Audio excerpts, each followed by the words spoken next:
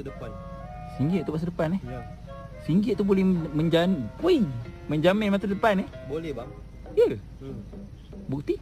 Bukti tak ada bukti bang. Tapi yang penting RM1 bang. RM1. Betul bang. Tak Abang ada ke? orang senang Saya orang sederhana je. Orang sederhana. Hmm. Saya orang senang bang. Orang senang. Ya. Saya Apa? senang minta duit kat orang. Oish, macam tu. Orang senang. Okey. Minta RM1 bang, jangan banyak bunyi. RM1 bang. 20 sen boleh? Alhamdulillah.